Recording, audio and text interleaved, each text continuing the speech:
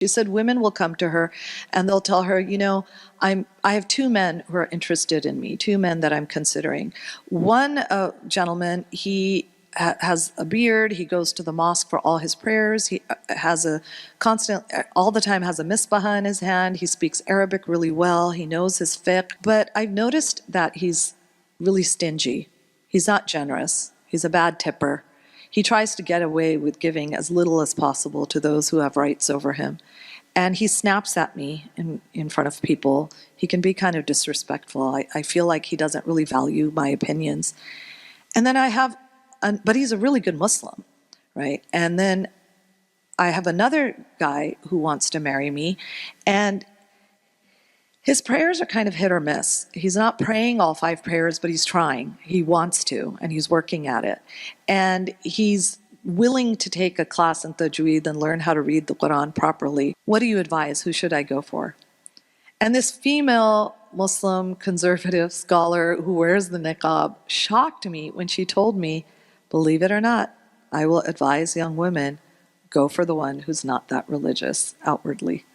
And I noticed that in this hadith where the Prophet ﷺ says that when someone whose religion and character you are pleased with comes to you, then marry him. Character is just as important as religiosity. And so you want to look for that in people and how they treat others.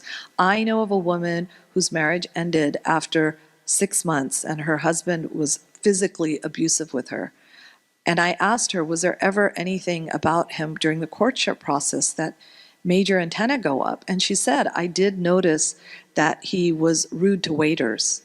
And I did notice that he had road rage. He would lose his temper often with people if he felt like his ego was insulted. But she just chalked it up to cultural differences. They were from 2 different cultures, and she thought that maybe in their culture that's how you talk to the serving class. And that's not how we talk in my culture, and it's just a cultural difference. But what she was actually witnessing that she didn't realize were problematic character traits. Marriage, people like to say marriage is 50-50, but it's not. Marriage is actually 60-40, but with each partner trying to give 60. That's what marriage is.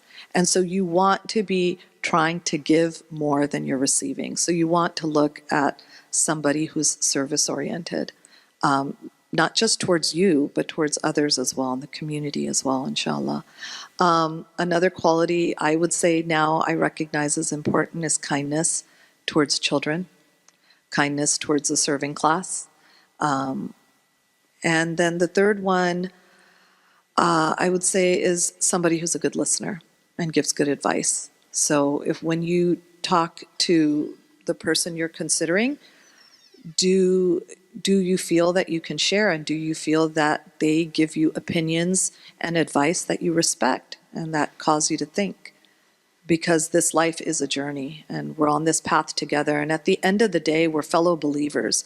We may be husbands and wives and brothers and sisters and best friends and parents and children, but at the end of the day we're all fellow believers trying to get to Allah subhanahu wa ta'ala. So an important value is going to be somebody who is helping you on this journey. It's going to be the biggest decision you guys are making. It's going to affect your dunya, it's going to affect your akhirah, it's going to affect your mental health, it's going to affect your relationships with other people, it's going to affect how you look at yourself. It's not a decision to take lightly, but it's not a decision to panic over either. Allah subhanahu wa ta'ala has somebody written for everyone out there. You just got to keep your antennas up, your eyes open, keep calling on Him. Don't get disheartened if 4 or 5 conversations don't end up with the result that you were hoping for. You only have to get it right once. So even if you have to talk to 100 people, even if it's painful, you do it. You ask the questions that are important to you, and inshallah you ask Allah subhanahu wa ta'ala to guide you to the person who's right for you and to make it easy for you to recognize who is right for you. You want Allah subhanahu wa ta'ala to give you the inner sight to recognize who will be right for you in this life and in the next life.